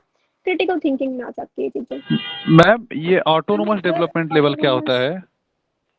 जी मैम। ये मैं आपको बताती हूँ। जब आप केवीएस मैदान की बुक ओपन करोगे ना, ठीक है, उसमें सबसे पहले आपको ऑटोनोमस डेवलपमेंट लेवल लिखा होगा, ठीक है। अच्छा, ये जैसा लेवल, बच्चों वाला, जो एकदम बच्चों वाला होता है। हाँ हाँ बिल्कुल छोटे, बिल्कुल ही जो मतलब जैसे अपने हाथ पैर भी बिल्कुल ही, जिसको मतलब ये हाथ पैर मारना तो हर कोई सीख लेता है ना बच्चा, बिल्कुल स्टार्टिंग में ही। तो वो बिल्कुल लो लेवल पे आती है बातें। समझ आई आपको बात? Yes ma'am. देखो नेक्स्ट क्वेश्चन है, मेरे को बताना इसमें क्या आएगा। द की बिहेवियर, मतलब की बिहेवियर का मतलब क्या है कि भाई एग्जैक्ट एक इफेक्टिव टीचर के, एक अच्छे टीचर के क्या क्या फीचर्स होते हैं, आप ये बताओ। स्ट्रक्चर, ठीक है, स्ट्रक्चरिंग, टास्क, टीचर टास्क और retention, instructional variety, lesson clarity, probing. यहाँ पे देखो प्रॉबिंग का मतलब होता है ढूंढने से, किसी चीजों को ढूंढ के लेके आना, ठीक है। और स्ट्रक्चर का मतलब यहाँ पे किसी चीज को एक पैटर्न के अंदर अरेंज करवाना। टीचर टास्क ओरिएंटेशन होना चाहिए वो, या इंस्ट्रक्शनल वैरायटी का यूज करना चाहिए, लेसन की क्लैरिटी होनी चाहिए। अब यहाँ पे आप ऑप्शन पे जाते हो, देखो ऑप्शन देखो, मेरे को इतना समझ आ रहा है कि इंस्ट्रक्शनल वैरायटी टीचर को आनी चाहिए, ठीक है, ये पॉइंट उनको होना चाहिए। एक मिनट में पेन यूज करती हूँ, ठीक है, सी पॉइंट आना चाहिए हमारा। ढूंढना, प्रोबिंग तो थोड़ा ये हमारा एग्जैक्ट इसके अंदर जा नहीं रहा, ठीक है। ई हम काट देते हैं, तो ई हमारा किसके अंदर है, फोर्थ क्वेश्चन में है, तो ई हमने यहाँ से क्या कर दिया, कैंसिल कर दिया कि भाई ये तो होगा नहीं। अब हमें देखना है कि इनमें से कौन सा हो सकता है। स्ट्रक्चरिंग, एक तो देखो टीचर अपने टास्क के और ये ओरिएंटेशन भी रखेगा, अपने टास्क जो आपका टास्क है उसके अकॉर्डिंग भी होगा वो, ठीक है। उसके अंदर लेसन क्लैरिटी भी आनी चाहिए, अगर जब तक उसको वो अपने लेसन की क्लैरिटी ही नहीं होगी तो वह कैसे करेगा, नहीं करवा पाएगा, ठीक है। और मतलब ज्यादातर हमारे यहाँ पे सेट क्या आ रहा है, बी सी और डी। तो यहाँ पे ऑप्शन क्या हो सकता है, आंसर क्या आएगा आपका, बी सी डी आएगा। इसमें आप थोड़े से कंफ्यूज हो सकते हो कि यहाँ पे स्ट्रक्चरिंग हमने क्यों नहीं दिया, ठीक है। लेकिन वो फिर हमें स्ट्रक्चरिंग, हमें ये देखना होता है कि देखो हमें चारों ऑप्शन ना एक जैसे लग रहे हैं, है ना, लेकिन उन चारों में भी हमें सबसे एग्जैक्ट हमें देखना है कि उन चारों में भी अब एग्जैक्ट क्या है।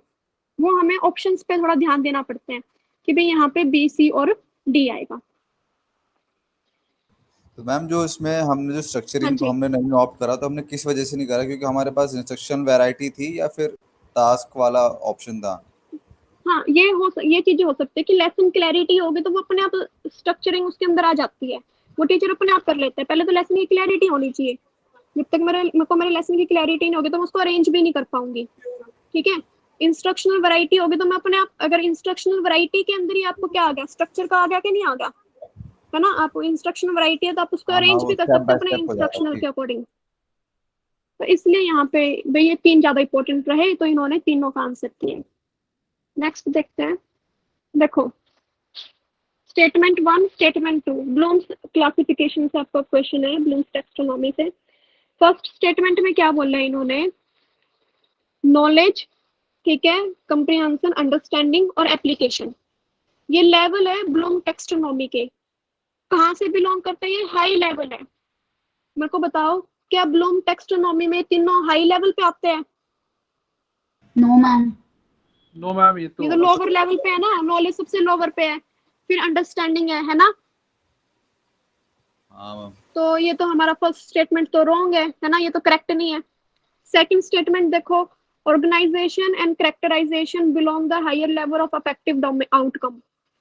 क्या ये अफेक्टिव आउटकम के हायर लेवल है, ऑर्गेनाइजेशन और कैरेक्टराइजेशन? बताओ, देख के बता दो, कोई नहीं अगर याद नहीं है तो। deals with emotions, right, ma'am?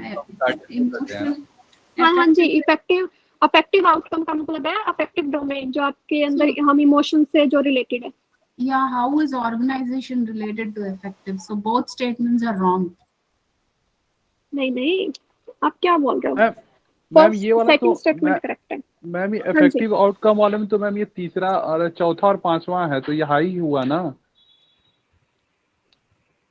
हाँ ये ठीक है, स्टेटमेंट करेक्ट है। जिन्होंने अभी मेरे को बोला है, आप वो एक बार अपना जो मैंने कल करवाया था स्लाइड या बुक के अंदर से ध्यान दें कि जो इसकी अरेंजमेंट है ना, ऑर्गेनाइजेशन और कैरेक्टराइजेशन, ये लास्ट में आते हैं दोनों। ये हाई लेवल के अंदर मैम आते हैं, लो लेवल क्या मैम है? ये मैम ये इन्वॉल्व के बाद Yeah, आता है, in तो the ये हाई तो ही हुआ। hierarchy में ऐसे दिया है। हाँ हाँ हाँ, ये इन्वॉल्व के बाद आती है दोनों चीजें।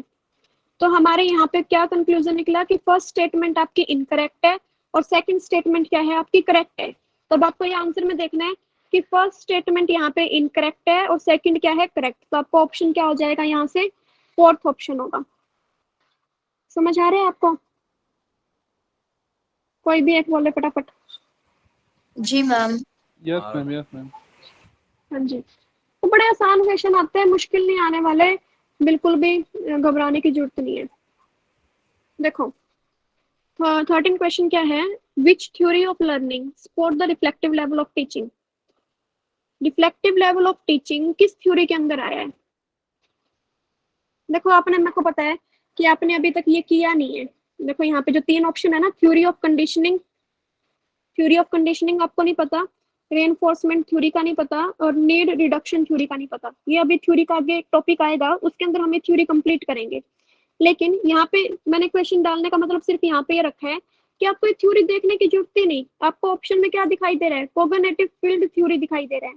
कोग्निटिव का मतलब ही क्या होता है, आप ये कोग्निटिव हमने किससे रिलेट किया था, अपने उससे रिलेट किया था ना, नॉलेज से, इंटेलेक्चुअल लेवल से, है ना। जब हम इंटेलेक्चुअल लेवल पे नॉलेज गेन करते हैं, तो इंटेलेक्चुअल लेवल पे हम रिफ्लेक्ट करने का काम करते हैं कि नहीं करते? तो जो रिफ्लेक्टिव लेवल ऑफ टीचिंग है, कुछ क्वेश्चन आपको ऐसे मिलेंगे जो आपके बिल्कुल ही, जो ना तो मैंने करवाया होगा टॉपिक, ठीक है, बाहर से मिलेंगे, लेकिन फिर भी आपको अपना वहां पे ये देखना है कि कहाँ से कुछ कुछ जाना पहचाना सा लग रहा है। रिफ्लेक्टिव लेवल ऑफ टीचिंग और कोग्निटिव ये हमने पढ़ा हुआ है, तो ये एग्जैक्ट इसी का आंसर होगा। तो यहाँ पे ऑप्शन क्या आएगा, फोर्थ। ये थ्योरी मैं आपको करवाऊंगी, डोंट वरी। लेकिन अभी जो हमारे रिलेट है कि रिफ्लेक्टिव लेवल ऑफ टीचिंग किससे रिलेट करता है, आपका कोग्निटिव फील्ड थ्योरी से रिलेट करते हैं। देखो नेक्स्ट, देखो नेक्स्ट क्वेश्चन में ना आपको मैच करना है, ठीक है। सबसे पहले देखो, जो चीज आपको नहीं पता ना उसको छोड़ दिया करो। तो एमसीक्यू क्वेश्चन में क्या करना है, जैसे मान लो आपको अभी ऑटोनॉमस डेवलपमेंट लेवल का नहीं पता, इसको मत मैच करो। आपको मेमोरी लेवल का तो पता है। अब यहाँ पे देखो कि मेमोरी लेवल किससे रिलेट, मेमोरी लेवल का रिलेशन किसके साथ है। देखो थर्ड पॉइंट में दिखाई दे रहा है कि ये थॉटलेस है। मैंने आपको बताया था कि हम कैसे थॉटलेस से थॉटफुल की तरफ जाते हैं। तो मेमोरी लेवल क्या होता है, थॉटलेस होता है, ठीक है। डी का तो क्या हो गया, थर्ड। अंडरस्टैंडिंग लेवल पे क्या करते हैं हम, अंडरस्टैंडिंग लेवल पे हम करते हैं, देखो अब हमारे पास ऑप्शन है, अंडरस्टैंडिंग लेवल पे आप क्या करते हो, seeing the relationship between the principle and solitary. No, it is the problem centered and require on the part of learner more active participation, more imagination and creative। देखो first जैसे हमने पढ़ा, first में हमें क्या दिखाई दे रहा है कि डी का क्या होगा, फर्स्ट, डी का क्या आएगा, फर्स्ट। क्योंकि यहाँ पे क्या है, क्रिएटिव, इमेजिनेशन, क्रिटिकल थिंकिंग आप कर रहे हो, प्रॉब्लम सेंटर्ड होता है। ये मैंने आपको जब वो डिफरेंस करवाया था ना, पूरे ये डिफरेंस की टेबल थी, उस डिफरेंस की टेबल में देखो ये सारे पॉइंट आपको मिलेंगे एग्जैक्ट। तो यहाँ पे क्या हुआ कि फर्स्ट, बी का क्या आया, थर्ड, और इसका क्या आया, सी का क्या आया, फर्स्ट। तो अगर मान लो आपको दो भी पता है तो भी आप क्वेश्चन से रिलेट करके देखो कि बी का थर्ड किसके अंदर है। बी का थर्ड है हमारे सेकंड, थर्ड ऑप्शन में, थर्ड ऑप्शन है, और इसमें डी का क्या है, फर्स्ट। तो हमारा आंसर क्या होगा, थर्ड ऑप्शन होगा, ठीक है। अब थर्ड ऑप्शन के अंदर ध्यान दो कि फर्स्ट का क्या है, फर्स्ट का है सेकंड, और बी का क्या है, थर्ड, अंडरस्टैंडिंग लेवल का क्या है, फोर्थ। इसमें हम रिलेशनशिप देखते हैं, अंडरस्टैंडिंग लेवल के अंदर क्या करता है कि दो चीजों के बीच में रिलेशनशिप देखने का काम करता है, फैक्ट्स के बीच में, प्रिंसिपल के बीच में। रिफ्लेक्टिव लेवल में हम और ज्यादा ऊपर, अपर की तरफ जाते हैं। तो यहाँ पे जो मेमोरी, अंडरस्टैंडिंग, रिफ्लेक्टिव लेवल से जो क्वेश्चन थे, एक जो टेबल मैंने आपको करवाई थी वहां से पूछे गए ये क्वेश्चन, ठीक है। तो इस तरीके से क्वेश्चन आते हैं आपके। और भी है क्या? मैम ये ऑटोनॉमस वाला समझा दीजिए एक बार, ऑटोनॉमस हाँ जी देखो, ओके एक मिनट रुको। देखो ऑटोनॉमस डेवलपमेंट लेवल ना बिल्कुल छोटे बच्चों के लिए होते हैं, जो मतलब बिल्कुल ही अभी अभी पैदा हुए हैं उनके लिए, ठीक है। ये हमारा ये क्या करता है, lay stress on the importance of student feelings, minimise the value of hard thinking. अब बच्चों के अंदर इतने ज्यादा थिंकिंग, छोटे छोटे बच्चे होते हैं, क्या वो बड़ी बड़ी चीजें सोच सकते हैं? नहीं होता ना। उनके अंदर किसके इंपॉर्टेंस रखी जाती है, स्ट्रेस ऑन द स्टूडेंट्स के ऊपर होता है मेन, जो वो बच्चे होते हैं उनके ऊपर ध्यान होता है कि वो अपने हाथ पैर हिलाना सीखते हैं। कहने का मतलब है कि उनकी फीलिंग्स, उनके स्ट्रेस को कम करने की कोशिश की जाती है। उनके हार्ड थिंकिंग, उनको ज्यादा बोला भाई उनको, वो ज्यादा नहीं सोचते हैं ना, ज्यादा हार्ड थिंक लेवल पे नहीं जाते। बिल्कुल छोटे बच्चे 2-3 महीने, 3-4 महीने, 1 साल तक लगा लो, है ना, जो स्कूल जाना जिन्होंने शुरू नहीं किया, स्कूल जाने से जो छोटे होते हैं उनके लिए, जो मतलब ये नर्सरी वगैरह में नहीं जाते हैं आजकल, तो वो स्कूल खुले हुए हैं छोटे, पहले बच्चों को स्कूल फर्स्ट क्लास में जाने से पहले किड्स प्ले में भेजते हैं। वहां जाने से भी पहले जब तक बच्चा घर रहते हैं तो वहां पे आते हैं ऑटोनॉमस डेवलपमेंट, जो अपने आप होता है। ऑटोनॉमस का मतलब ही समझ आ रहा है, तो जो डेवलपमेंट बच्चे अपने आप ही करते हैं अपने अंदर, ठीक है। Okay ma'am. हाँ जी, नेक्स्ट है when in a classroom communication teacher show the ability of creativity, ठीक है।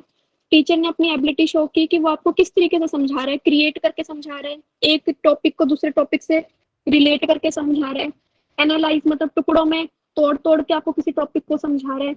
तो ये जो सारी स्किल्स है टीचर की, वो किस कैटेगरी के अंदर आती है? क्वेश्चन ये है, क्या वो थिंकिंग स्किल है, क्या वो एक्सप्रेशन है, या वो मीडिया यूटिलाइजेशन है, या ह्यूमन स्किल्स है? किसी का ना माइक ऑन है। हाँ जी, तो मेरे को बताओ ये किसके अंदर आती है, फटाफट बताओ।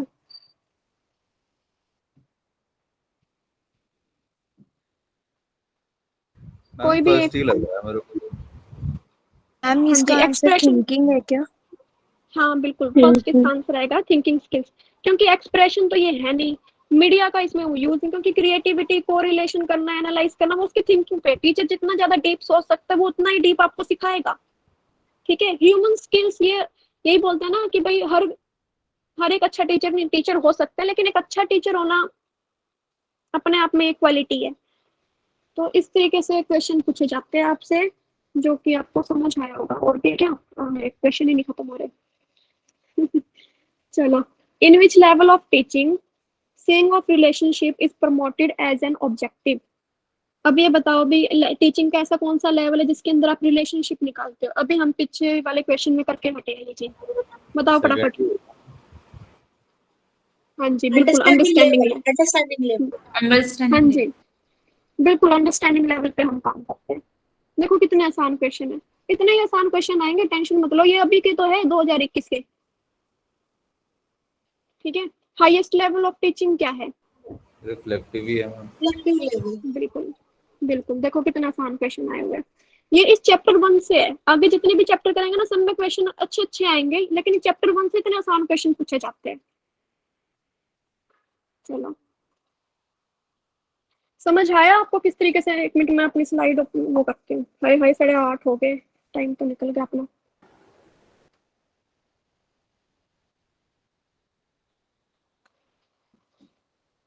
हाँ जी, हाँ जी अनीता जी, स्टोरी पहले आप ये बताओ, ये समझ आया आपको अभी तक जो हमने किया? जी मैम समझ आया। मैम अब एक क्वेश्चन ठीक है। आया था इसमें ब्लूम्स थ्योरी वाला, उसमें कुछ हाँ हाईएस्ट जी, लेवल करके वर्ड यूज हुआ था, तो हाँ इसमें जी, उस स्टेटमेंट को इनकरेक्ट इसलिए बोला गया था कि वो उसका जो सीक्वेंस था वो गलत था, इसीलिए। हाँ हाँ बिल्कुल, क्योंकि नॉलेज आपका लोअर लेवल पे आता है, ठीक है। और वहां पे अच्छा। उन्होंने बोला था कि ये क्या है, हाईएस्ट लेवल पे, लेकिन हाईएस्ट लेवल पे तो नहीं, बिल्कुल स्टार्टिंग फर्स्ट फेज है वो तो हमारा, समझ रहे हो? हाईएस्ट जिसका इवैल्यूएशन वाला होता है वो इसका अगर होता तो ठीक होता। हाँ जी, चलो फिर स्टोरी सुनते हैं अब। हाँ, तैयार हो जाओ। हाँ, रात का समय है, भूतिया स्टोरी है, भूत वगैरह आने वाले आपके आसपास, थोड़ा सा प्रिपेयर होके, पूरा घबराना नहीं है, किसी को भी डर लगे तो बस राम नाम, है ना, कुछ नहीं भी जप डरना करने लगना। हाँ, बस डरना तो है ही नहीं, डर डर क्यों लगे, स्टोरी हमारी डर से ही तो रिलेटेड है, डरना नहीं है आपको। चलो शुरू करते हैं, सुनना ध्यान से सुनना। हुआ क्या कि ना, दो दोस्त थे। हाँ, इंटरेस्टिंग भूतिया स्टोरी है सच्ची, सीरियसली सुनो, ठीक है।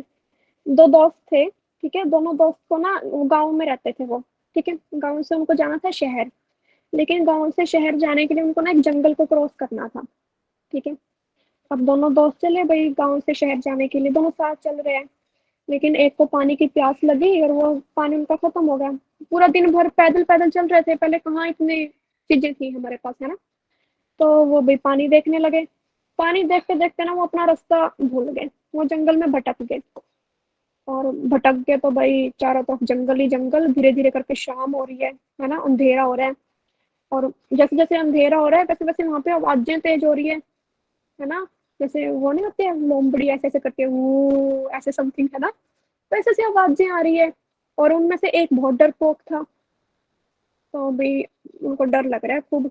तो वहां पे उन्होंने देखा कि एक गुफा बनी हुई है, और गुफा के चारों तरफ ना पेड़ है ऐसे, है ना, झाड़ियां सी है। तो उनको लगा कि भाई रात को तो यहाँ रुकना चाहिए हमें, यहाँ थोड़ा सेफ रहेंगे हम। तो उन्होंने लकड़ी वगैरह इकट्ठी करी और वो गुफा में जाके आग लगाई और वहां बैठ गए। लेकिन उनमें से एक को बड़ा डर लग रहा है, क्योंकि एक ने ना कहीं किसी से भूतिया स्टोरी सुनी थी कि भाई ना ऐसे अगर कोई रात को अंधेरे में जंगल में भटक जाता है तो जंगल में ना बहुत प्रेत आत्माएं रहती है। वो प्रेत आत्माएं ऐसे भटके हुए इंसानों को अपना शिकार बनाती है। वो उसको ऐसी ऐसी बातें बता रहा है कि वो बोला है कि भाई तूने कभी अपनी आंखों से देखा है। उसका दोस्त बोला, हंसने लगा वो पहले तो कि तूने कभी अपनी आंखों से देखा है। वो बोला कि ना मैंने तो नहीं देखा, मैंने सुना है।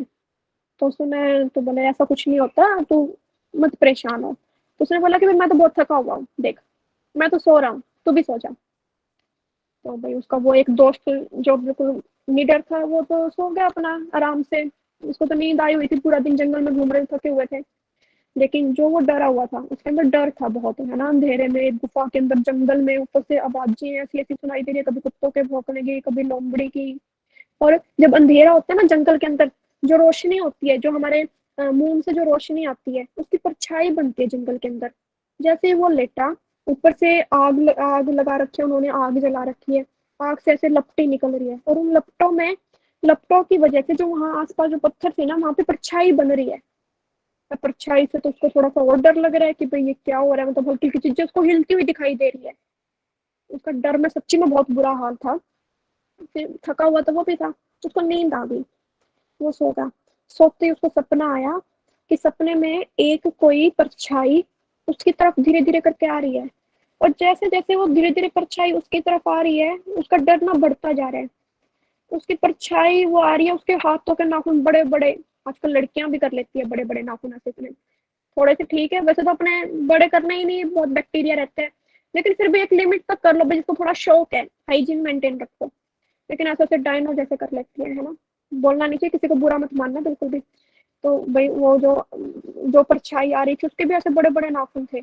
वो जैसे ही उसके नजदीक आ रही है वो डर रहा है, बहुत ज्यादा डर रहा है। जैसे जैसे डर रहा है वो परछाई बड़ी होती जा रही है। बड़ी होते होते ना जैसे ही उस परछाई ने उसके गले पे हाथ रखा तभी वो चिल्ला के उठता है। और चिल्ला के उठते ही अपने दोस्त के जोर से उसको पकड़ता है और उसको उठाता है कि उठ उठ उठ, यहाँ पे कुछ है। वो बोला कि क्या हुआ है, लेकिन मेरे को ना ऐसे ऐसे सपने में एक ऐसी आत्मा ऐसी परछाई दिखाई थी। तो मैं घबरा गई, वो हंसने लगा कि अच्छा चल। बोला कि मैं तेरे को एक काम बोलता हूँ कि तू ये काम करियो, फिर देखते हैं कि वो परछाई वो जो भी है वो डरती है या भाग जाती है। तो बोला क्या करना है। बोला कि जब जब वो तेरे पास आए ना तेरे को ये बात बोलनी है कि अच्छा डरता नहीं हूँ तुझसे, देख लूंगा तेरे को।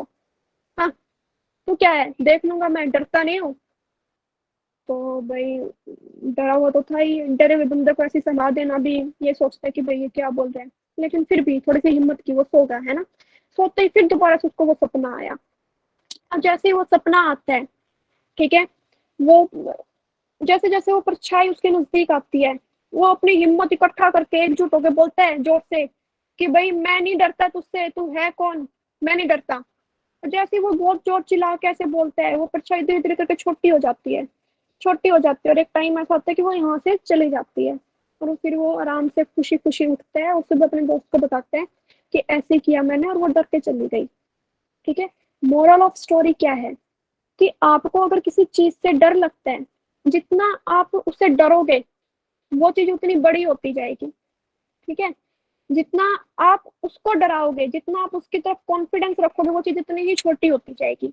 ये मैं सिर्फ आपको एग्जांपल देती हूँ अपने यूजीसी नेट से रिलेट करके। ठीक है, अब आपका पेपर है, बच्चों को मैथ में बहुत डर लगता है, मैथ करते मैक्सिमम बच्चों को ना मैथमेटिक्स से डर लगता है। अब आप क्या करो, अब मैथमेटिक्स अगर आप क्वेश्चन नहीं करोगे, ठीक है, मैथमेटिक्स को ये नहीं बोलोगे कि हाँ तुम मेरे आगे क्या है, ऐसे ऐसे क्वेश्चन तो मैं ऐसे कर दूंगा, अगर ये सब बातें नहीं बोलोगे तो मैथ करोगे ही नहीं, तो वो आपके ऊपर हावी होता जाएगा और एक टाइम ऐसा आ जाएगा कि आपको मैथ से फोबिया हो जाएगा। तो कोई अगर आपसे कई बार ये पूछ भी लेगा ना कि 5+4 क्या होते हैं, तो इतना डर होगा आपके अंदर, मैथ का फोबिया होगा कि आप ये नहीं बता पाओगे कि 5+4 सोचोगे 9 होते हैं, सोच के बताओगे ये चीज, इतनी कॉमन सेंस वाली बात। तो आपको करना क्या है, कोई भी क्वेश्चन उठाओ, पहले बेसिक से शुरू करो, अगर वो क्वेश्चन नहीं होता ना आप पे, तो मतलब वो आपको डरा रहा है और आप उसकी तरफ हंस के बोलो तू मेरे को डरा रहा है, काटा मारो, मैं तेरे को डराऊंगा बेटा, कोई नहीं तू साइड जा, फिर दोबारा करो, फिर आपसे वो क्वेश्चन सॉल्व हो जाएगा, फिर हंसना उसके ऊपर कि देखो कर लिया ना मैंने सॉल्व। हाँ हाँ, तो ऐसे अपनी आत्मा को मैथ से डरना नहीं है बिल्कुल भी, उसको डराओ आप क्वेश्चन करो, नहीं होता तो काटा मार दो उसके ऊपर कि हंस ले, अब हंस ले, मैंने तो काटा मार दिया, दोबारा करूंगा, दोबारा करती हूँ मैं ये क्वेश्चन, फिर दोबारा उस क्वेश्चन को करो, फिर भी ना हो, फिर काटा मार दे, भाई मैं डरता नहीं हूँ, चैलेंज लिया है, करके दिखाऊंगा, फिर क्वेश्चन आप करोगे, देखा एक कर लिया ना, ऐसी दूसरी आत्मा आजा, दूसरा क्वेश्चन आजा, तू मेरे पास आ, तेरे को भी मैं करूंगा, ऐसे ऐसे उन क्वेश्चनों से आपको डील करना है। तो कहने का मतलब ये है कि कोई भी किसी भी तरीके का डर होगा आपका, अपने डर को हैवी नहीं होने देना अपने ऊपर, आप उससे लड़ो, एक बार बोलो तो सही, हिम्मत करके, हिम्मत तो दिखाओ और बोल दो कि मैं नहीं डरता, मैं कर लूंगा। यूजीसी नेट का सिलेबस आपको इतना बड़ा लगता होगा एक टाइम पे मैं डर गई थी इतना सिलेबस देख के कि ये मैं कैसे कर सकती हूँ कवर, फिर मैंने सोचा कि ना ना दीक्षा करना है, ये तो अब कोई चांस नहीं है, ये करना ही करना है तेरे को, तो मैंने उसको किया, कर करके ना वो इतना बड़ा सिलेबस था, देखो जब मैंने शुरुआत की ना तो मेरे लिए इतना बड़ा था, बहुत बड़ा, और फिर मैंने उस सिलेबस को इतना छोटा कर दिया कर करके कि एग्जाम वाले दिन सिर्फ 2 घंटे में मैंने सारा सिलेबस रिवाइज कर दिया, इतनी सारी बुक्स के सिलेबस को मैंने कुछ पेज, कुछ पन्नों के अंदर कन्वर्ट कर दिया, तो अपने डर के ऊपर जीत पाई ना मैंने। और फिर जब एग्जाम सेंटर में गई, भाई हाँ हाँ ये भी क्वेश्चन आता है, ये भी आता है, जो नहीं आता कोई नहीं भाई कैंसिल, आगे चल देख लेंगे तेरे को भी। तो समझ आया आपको कि आपको किस तरीके से अपने ऊपर काम करना है? हाँ जी, यस मैम। फटाफट। तो इस तरीके से आपको करना है और घबराने की जरूरत नहीं है, मैं आपके साथ हूँ। और अब टाइम बहुत ज्यादा हो गया हमारा, अरे पेपर 1 टेंशन नहीं देगा आपको, ये आपको ऐसा लग रहा है कि बहुत लेंथी है, कुछ भी नहीं है इसमें, 2-3 बार रिवीजन करोगे ना फिर समझ